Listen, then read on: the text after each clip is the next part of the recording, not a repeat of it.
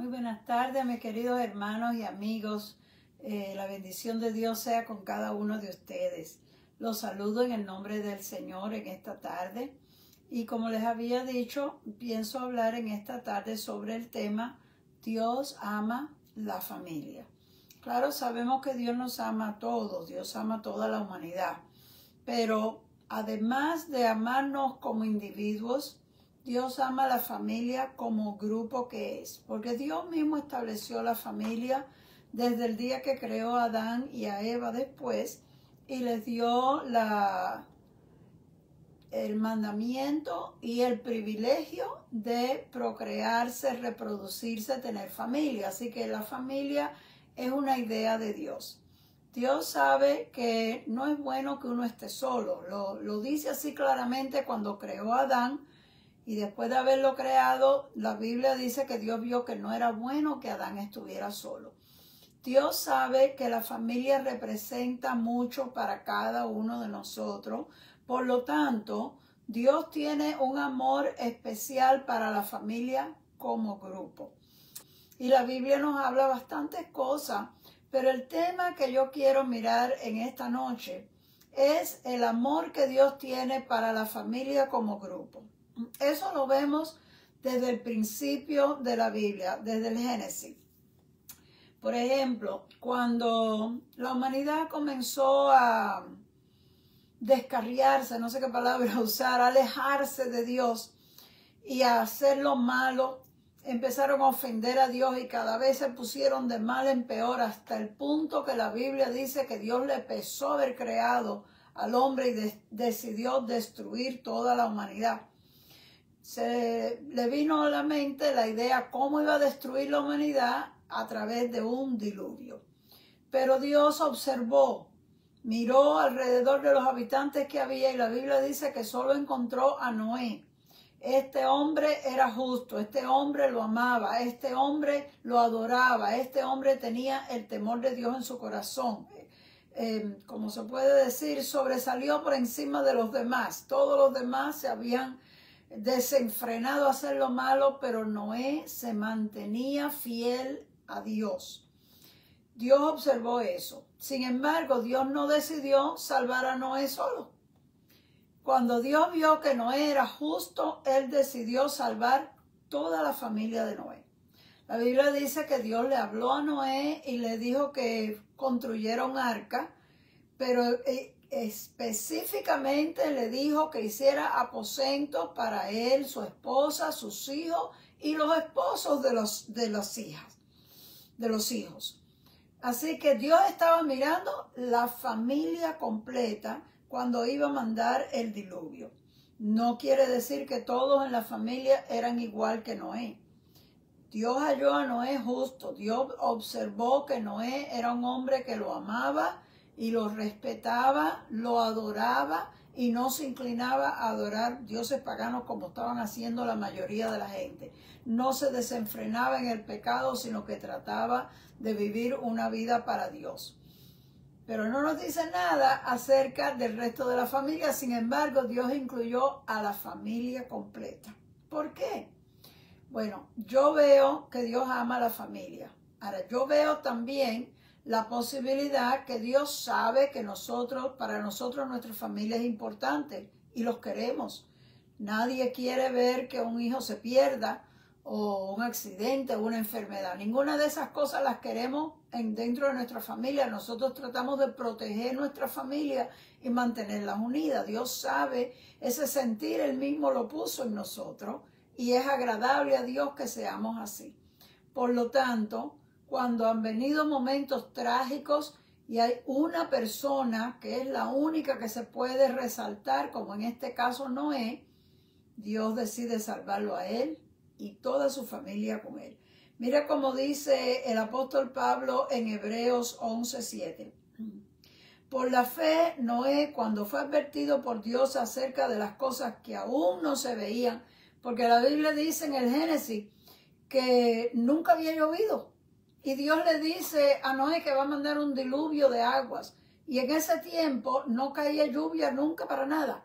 La tierra se regaba con el rocío de la noche y eso era suficiente. Entonces Dios le dice a Noé eso y él lo cree. Es difícil creer algo que nunca ha existido ni nunca uno lo ha visto, pero Noé era ese tipo de persona que sabía que si Dios es verdadero y Dios dice algo es porque es verdad.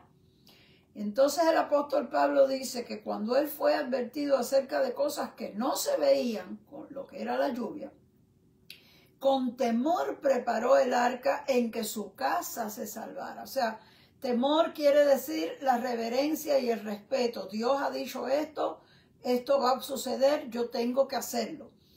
Pero dice en que él y su casa se salvaran. No era su casa que él iba a traerle, la casita que él tenía y meterla dentro del arca. La casa se refiere a la familia, donde él y su familia se iban a salvar. Termina diciendo, y por esa fe condenó al mundo y fue hecho heredero de la justicia que viene por la fe. Bueno, Noé tenía esa fe en Dios y Dios le hizo esa concesión para toda su familia, pero cuando uno va mirando lo que sucede después, nos damos cuenta que había uno de los hijos de Noé que estaba tan influenciado por el pecado, el ambiente donde se habían criado, que después del diluvio siguió con esas malas costumbres. Y fue Cam, que al final se llevó una maldición de su propio padre. Quiere decir que Dios nos ama y como familia trata de que nos podamos mantener unidos, pero depende de cada uno. La salvación es individual. Dios le da la oportunidad a todos, pero todos deben de saber aprovecharla, agradecerlo y hacer las cosas que son agradables a Dios para poder ser salvos al final de todo. Otro ejemplo que nosotros vemos, y también está en el libro de Génesis, es lo que pasó con la familia de Lot. Lot era sobrino de Abraham. Abraham lo había traído con él cuando él salió de Ur de los Caldeos, pero más adelante se separaron, cogieron camino. Ya Lot era un hombre hecho y derecho, tenía ya sus posesiones y las ovejas de uno y del otro eran demasiadas para el pasto y había problemas, habían discusiones entre los pastores de Abraham y los pastores de Lot.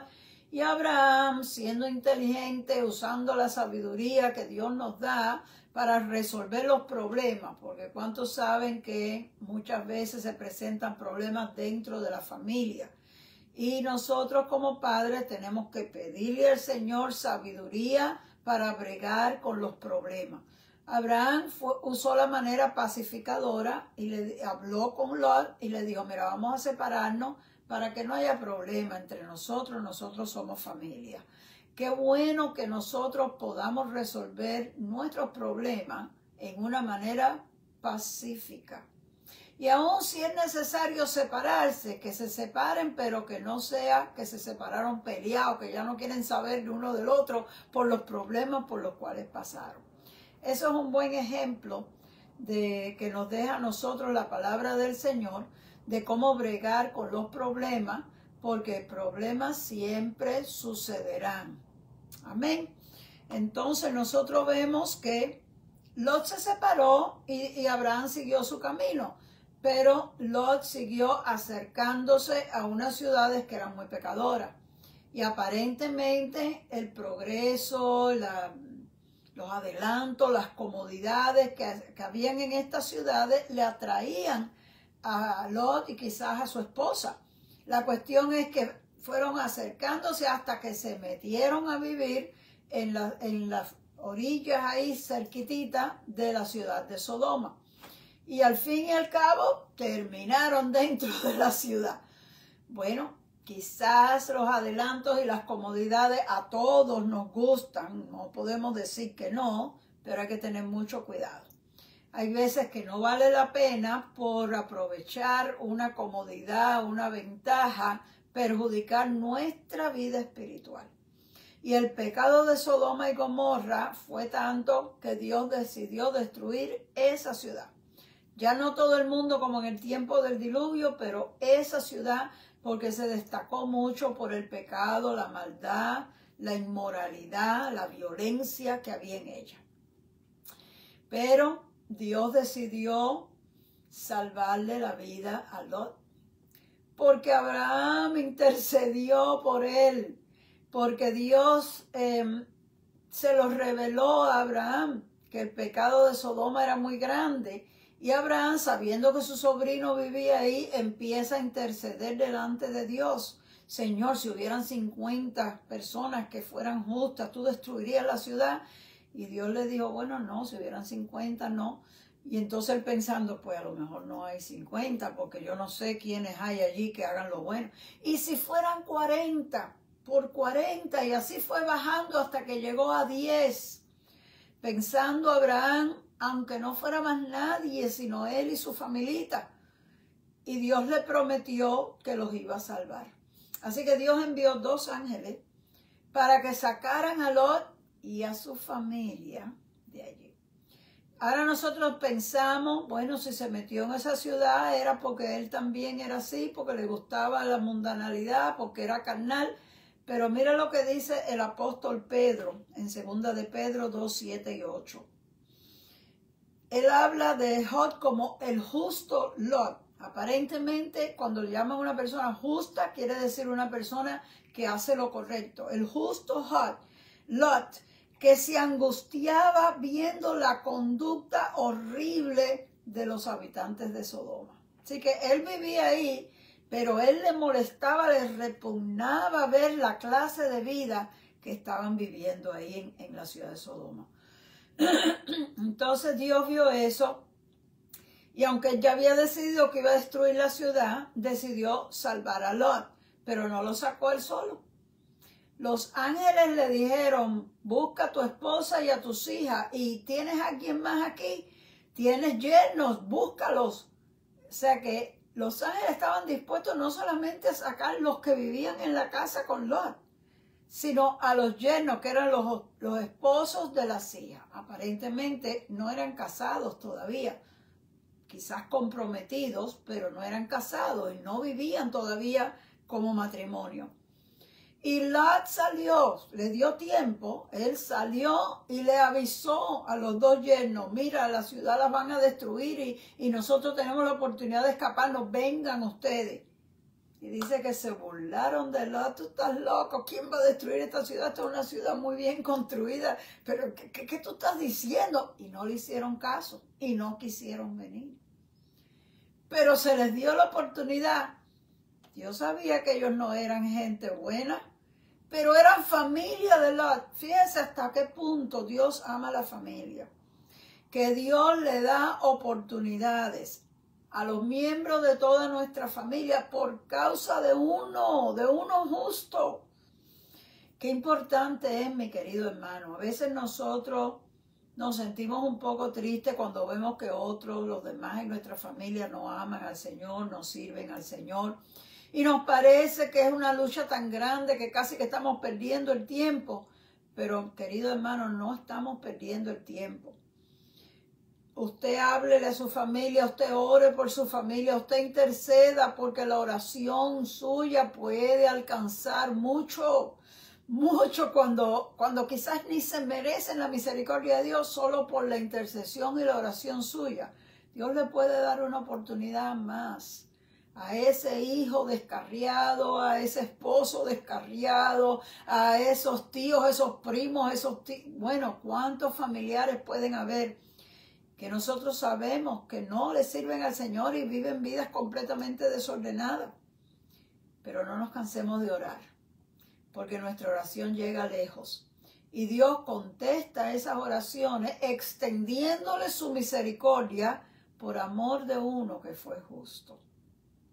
Ahora nosotros sabemos que cuando llegó el momento y ya los ángeles lo estaban apurando, vamos, que tenemos que destruir esta ciudad, esa es la orden de Dios.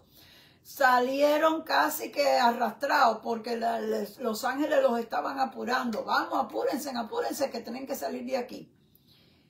En el camino, ya los yernos no quisieron venir, así que era nada más que Lot con su esposa y sus 2 hijas. En el camino, hasta la esposa de Lot se viró para atrás. Parece que ella, yo me estoy pensando que ella era la que quería que vivieran ahí, Porque si el apóstol Pedro dice que el justo Lot se angustiaba viendo la horrible conducta de esa gente, entonces ¿por qué estaban ahí?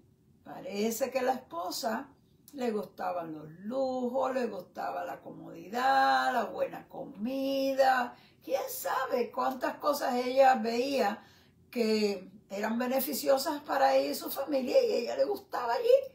Y aunque le dijeron que corriera y que se apurara, ella se viró. Le habían dicho no se viren para atrás. Ella se viró. De alguna forma la explosión de lo que estaba quemando la ciudad le alcanzó a ella. La Biblia dice que se volvió estatua de sal. Aparentemente lo que estaba haciendo que la ciudad prendiera en fuego y azufre le cayó a ella y se quedó petrificada y no logró escaparse. Pero se le dio la oportunidad. Las mismas dos hijas de Lot al tiempo demostraron que las costumbres de aquella ciudad las habían influenciado tanto que ellas fueron capaces de hacer cosas completamente incorrectas sin esperar en que Dios abriera una oportunidad, era un desespero por lo que ellas querían y al fin hasta cometieron incesto con su propio padre para procrear. Es triste ver cómo nuestros familiares se pueden influenciar tanto con lo malo, aunque uno les haya hablado y les haya enseñado. Con todo, mi querido hermano, hay esperanza. Por causa de un justo, Dios da oportunidades extras. Además, aunque ve que nuestros familiares no están respondiendo como debían, y nosotros necesitamos aprovechar la misericordia y la bondad de Dios y seguir orando y seguir aconsejando y seguir tratando de llevar a nuestros familiares a que puedan entender que necesitan de Dios y que puedan entender que si no hacen algo, al final van a estar perdidos. Sin tener que estarlos condenando, sin tener que estarlos regañando, hay que pedirle a Dios sabiduría, entendimiento, hablar poco y orar mucho, porque la oración hace más efecto casi que las palabras. Y pedirle al Señor que nos dé la palabra adecuada en el momento apropiado para nosotros hablar, porque tampoco es que vamos a cerrar la boca y nunca le vamos a decir nada, porque nosotros tenemos esa responsabilidad de ayudarlos. Pero Dios es el único que puede abrir la mente, iluminar sus corazones, sus pensamientos, porque el diablo los tiene entenebrecidos para que no entiendan. Ellos no se dan cuenta que necesitan de Dios, a ellos les parece que se están divirtiendo muchísimo. Entonces solo el Espíritu Santo, la obra de Cristo en ellos, que Jesús dijo, que el Hijo libertare será verdaderamente libre. Tenemos que clamar a Dios por nuestros hijos y no cesar, seguir y seguir y seguir, porque Dios a través de nosotros es que está obrando en toda nuestra familia. Más adelante en el libro del Éxodo nosotros vemos otro ejemplo de cómo Dios ama a la familia. Y es cuando Dios iba a sacar a su pueblo de Egipto y estaba enviando plagas de castigos a Egipto, precisamente a la ciudad de Egipto, porque no dejaban salir al pueblo de Israel. Y la última de las plagas fue que iba a haber muerte en todos los hogares egipcios. En todos los hogares el hijo primogénito, que es el primer nacido, iba a morir. Entonces Dios le dice a Moisés en Israel, vamos a hacer esto. Cada familia va a matar un cordero y con la sangre del cordero va a pintar los dinteles de las puertas para que cuando el ángel de la muerte pase, no entre en esas casas donde está la sangre. Cuando él vea la sangre en las puertas, no entra. Nosotros sabemos que eso tiene un tremendo significado con la sangre de Cristo y la salvación, como la sangre de Cristo nos libra de la muerte eterna. Eso es un significado, pero ahora estamos mirando el hecho de la familia. Dios le dice a Moisés, cada padre de familia haga esto.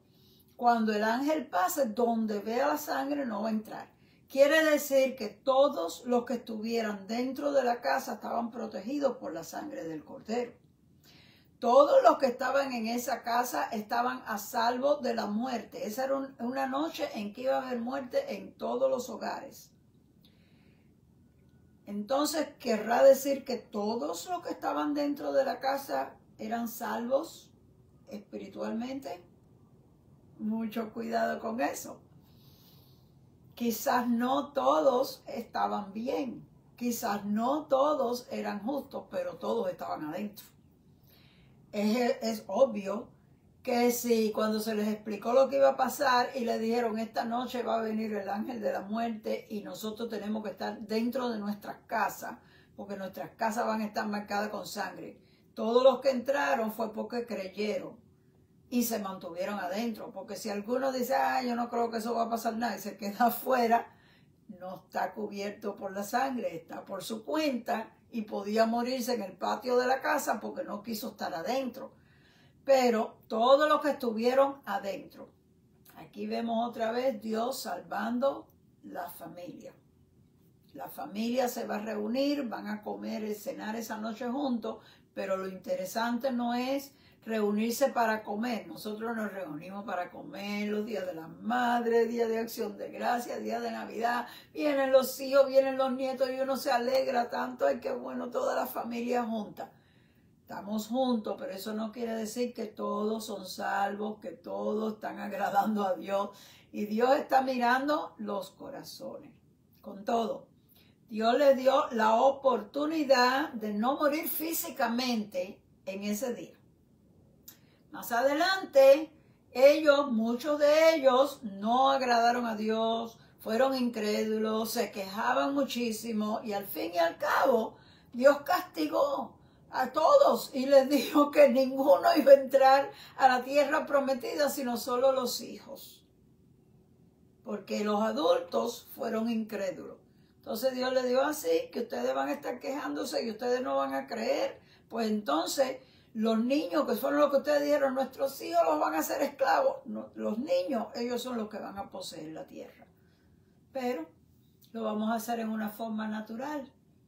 En vez de matarlos a todos de una vez por ser incrédulos, vamos a seguir poco a poco y se van a morir eventualmente cuando les llegue su hora.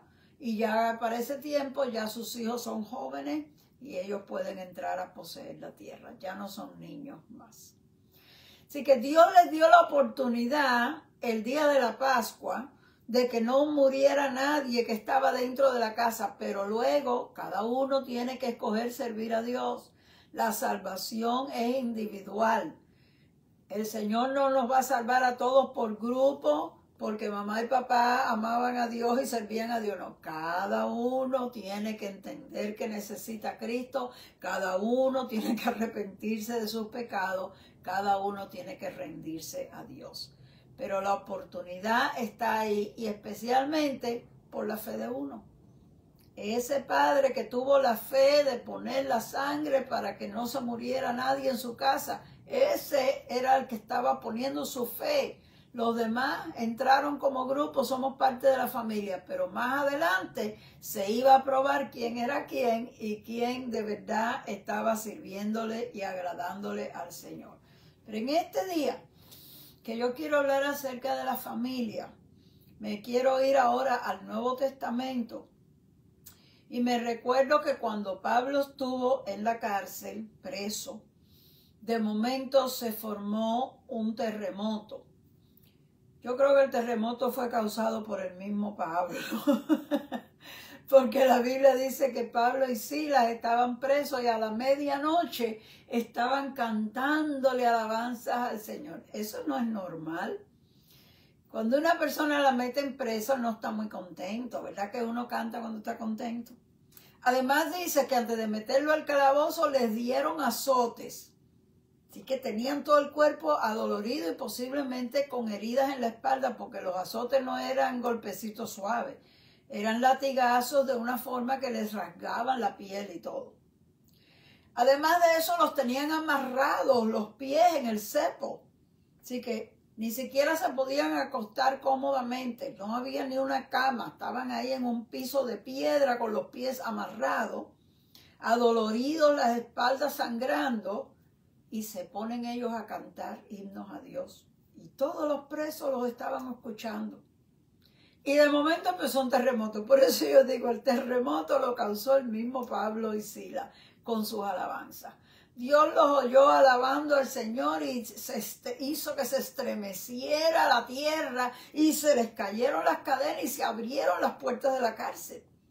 Así que el terremoto fue muy fuerte. Entonces el carcelero se asustó porque lo primero que él pensó es, con este terremoto se abrieron las puertas, se me escaparon todos los presos. Y las regulaciones que había en aquel tiempo era que si un carcelero dejaba huir a los presos, pagaba con su vida, o sea, lo mataban a él. Los dejaste escapar, pues ahora te matamos a ti. Entonces pensó, a mí me van a matar mañana. Y se iba a matar él mismo porque prefirió quitarse su vida y no que lo mataran los soldados romanos y fuera todavía más cruel la forma en que le fueran a dar muerte. Y cuando Pablo vio que el hombre se iba a quitar la vida, gritó y le dijo, no te quites la vida, que todos estamos aquí. Ninguno se ha ido. ¿Cómo que ninguno se fue? Yo estoy seguro que si Pablo y Silas no quisieron salir corriendo, habían otros presos que hubieran aprovechado la oportunidad de escaparse. Porque los presos siempre están buscando la forma de escaparse. Imagínate que por formas naturales se les abran las puertas y se les caigan las cadenas. Pero parece que Pablo no los dejó. Parece que Pablo tenía autoridad y dijo, no, de aquí nadie se mueve. Entonces el carcelero, al ver esta actitud de Pablo de no escaparse y de aguantarlo para que él no se quitara la vida, porque otro hubiera dicho que se mate y así no hay nadie vigilando, más fácil para nosotros irnos. Tratando de salvarle la vida al carcelero, que era el que lo tenía él preso, Dios lo tocó de tal manera que él lo primero que le dijo es, ¿qué tengo que hacer para ser salvo? Y este es un verso muy conocido de todos. Cuando Pablo le contesta y le dice, cree en el Señor Jesucristo y serás salvo tú y tu casa. Aquí viene otra vez la expresión tu casa. No es tú y la casita de madera en que vive, es tú y tu familia. ¿Y cómo es eso? La familia del carcelero no estaba ahí. La familia del carcelero no oyó la predicación de Pablo ni los cánticos de Pablo. No se impresionaron con nada porque ellos no vieron nada. ¿Cómo que vas a ser salvo tú y tu familia? Ahí es que nosotros vamos a darnos cuenta cómo Dios obra a través de los creyentes. Porque el carcelero iba a recibir al Señor, toda la familia del carcelero iban a tener la oportunidad de conocer a Cristo. Esa es la realidad de nosotros hasta hoy en día. Por una persona que venga a Cristo, toda esa familia está expuesta al Evangelio. Están viendo el testimonio del que se ha convertido. Están oyendo quizás palabras, frases, himnos cuando tú cantas, porque a veces uno sin pensarlo empieza a entonar una alabanza en la casa, la gente oye. De hecho, mi mamá se convirtió al Señor por el testimonio de una muchacha que ella tenía en la casa trabajando, ayudándola a limpiar los quehaceres de la casa. Y la muchacha era cristiana cuando ella no lo era. Mi mamá no conocía al Señor, pero había contratado a una muchacha para que le hiciera los quehaceres de la casa y la muchacha era cristiana. Y la muchacha mientras limpiaba, mientras fregaba, mientras hacía las cosas, estaba cantando coritos de la iglesia. Y eso fue lo que le llamó la atención a mi mamá. Y un día le dijo, ¿qué es eso que tú cantas? Yo nunca he oído esas canciones. Y por ahí comenzó toda la conversación acerca de las cosas del Señor. Y de ahí fue que la muchacha le testificó a mi mamá y poco a poco ella fue entendiendo hasta que entregó su vida al Señor, se convirtió. Así que el testimonio de lo que tú haces, de cómo tú eres, de cómo te comportas, eso es lo que tu familia está viendo. Y tienen mucha más oportunidad que nadie otro. Una persona, aunque sea una sola, que le sirva al Señor en su familia. Y ese no es el único.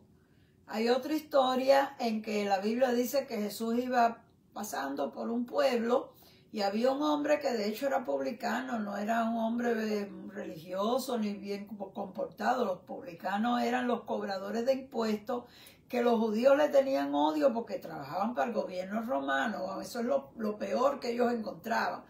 Pero además de eso, como ellos cobraban impuestos, ellos le pedían más de lo que había que pagar en el impuesto para su ganancia.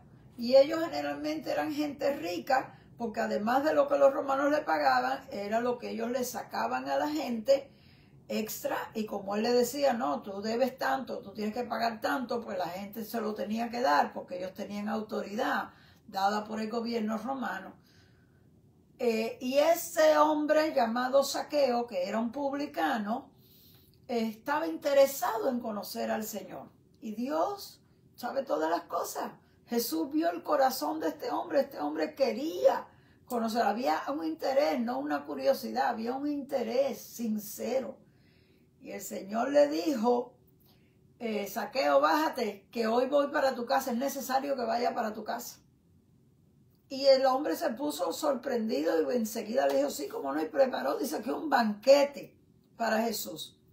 Y cuando Jesús fue a su casa, usó esta frase, hoy ha venido la salvación a tu casa. Perdón. Hoy ha venido la salvación a tu casa. No le dijo a ti, hoy ha venido la salvación a ti, sino que a tu casa, a tu familia. Por la fe de este hombre, toda su familia iban también a conocer al Señor.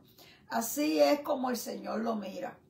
Cada uno de nosotros que ha entregado su vida a Cristo, el Señor nos mira como que somos la persona por la cual todo el resto de la familia va a conocerle. Y nosotros necesitamos aprovechar esa oportunidad o privilegio, no sé qué palabra usar, aprovecharla bien, porque no es tan fácil, no es tan fácil como se dice.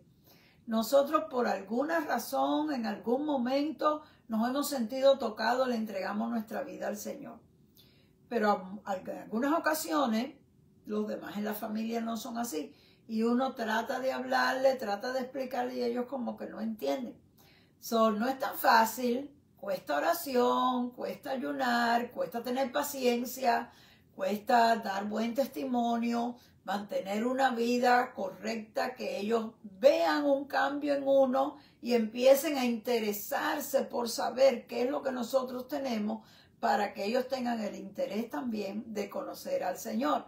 Pero sobre todas las cosas, la oración y la intercesión para que Dios vaya tocando los corazones. Porque el Espíritu Santo es el único que puede convencer a alguien de su pecado. Tú puedes hablar 2, 3 horas con una persona que no es cristiana y no llegar a ningún sitio con ellos. Tú puedes estarle explicando la Biblia de arriba abajo y él puede estar justificándose de arriba para abajo y contradiciendo lo que tú dices. Y se pueden hablar horas y horas y no llegar a nada. Pero cuando Dios toca el corazón, cuando el Espíritu Santo convence a esa persona lo que tú le hablas, lo entiende. Porque su mente es aclarada de momento y se da cuenta. Por lo tanto, más que las palabras, es la oración y la intercesión por los familiares que no conocen al Señor. Pero también es la determinación que uno se hace. A mí me gusta mucho la declaración que hizo Josué cuando él dice, ustedes escojan a quien ustedes quieren servir. ¿Ustedes quieren seguir adorando a los dioses de los egipcios? ¿O quieren adorar los dioses de los cananitas que acabamos de entrar ahora a poseerle su tierra? Allá ustedes. Pero yo en mi casa serviremos a Jehová. Él había hecho una determinación. Allá ustedes si quieren hacer otra cosa. Pero yo y mi familia. Fíjate que él no dijo, pero yo voy a servirle a Dios. Pero yo y mi casa. Hay veces que nosotros tenemos que tomar una determinación acerca de nuestra familia. Yo crié a mis niños para Dios, se los entregué al Señor desde que nacieron. Les he enseñado la palabra. Cuando llegan a una cierta edad, ellos se alejan, el mundo los atrae, ellos quieren descubrir qué hay allá afuera y se desentienden y se desvían de los caminos de Dios. Pero tú y yo no nos podemos dar por vencidos. Tú y yo no nos podemos encoger de hombro y decir, no quiere.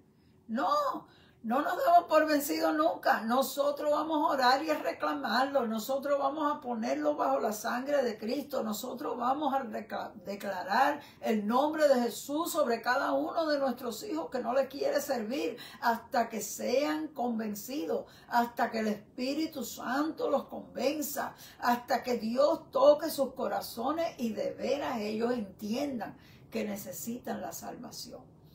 Y ese es el consejo que yo tengo para ustedes en este día. Hazte una determinación. Yo sé que en cada familia hay alguien que está descarriado. Quizás no son tus hijos, pero quizás son primos, son tíos, son algunos otros familiares, personas que tú conoces. No estoy hablando de cualquier persona ajena, estoy hablando de la familia. Hay algunas personas que le sirven al Señor y sus padres no son cristianos. Hay algunas personas que sí, sus padres son cristianos, pero sus hijos no quieren servirle al Señor. Hay algunos que se han convertido cuando ya sus hijos eran mayores y ya sus hijos estaban encaminados en otra dirección y ahora no quieren entender. No importa cuál sea tu situación, porque por ejemplo yo puedo decir, yo desde que tuve mis hijos los enseñé en los caminos del Señor, pero hay personas que no. Hay personas que más tarde en la vida fue que conocieron al Señor y no habían criado a sus hijos en el Señor. Todavía hay esperanza, mi querida hermana. Todavía no te rindas. Aunque tú no le hayas enseñado esa palabra desde el principio, porque son tus hijos, continuamente, de alguna forma, ellos saben de ti, conocen tu testimonio, saben las cosas y tú tienes una influencia, aunque ya no es tanta como cuando eran niños. Sin embargo, cualquier cosa que suceda en tu vida donde tú ves la mano de Dios, testifícaselo. Cuéntales cuán grandes cosas. El Señor le decía así a la gente que Él sanaba. Y le decían, queremos seguir contigo. Y Él decía, no, ve a los tuyos y cuéntale las grandes cosas que Dios hizo contigo. Y nosotros tenemos que ir a los nuestros y contarle las grandes cosas. ¿Por qué nosotros amamos a Dios? ¿Por qué nosotros servimos al Señor? Esas preguntas hay que explicárselas. Mira, es así, así, así, así. Porque a veces tienen una idea muy equivocada. Dicen, no, yo no me quiero meter a la iglesia, porque te metes en la iglesia y te empiezan a controlar tu vida. Y te empiezan a decir lo que puedes hacer y lo que no puedes hacer. Otros dicen, no, yo no me quiero meter porque tú te metes a la iglesia y te quieren sacar el dinero. Y siempre están, pide para esto y pide para lo otro. Y no, yo no quiero nada de eso. Son conceptos equivocados que el mismo enemigo les ha metido en la cabeza para alejarlos del Señor. Número 1, la oración. Hay que reprender, porque esos son espíritus de engaño, espíritus de confusión que el enemigo le mete en su cabeza. Y luego hay que orar que Dios les abra el entendimiento, les ilumine sus mentes para que ellos puedan comprender la palabra. Entonces, el tercer paso es decir, contar, hablar, no empujar, no condenar.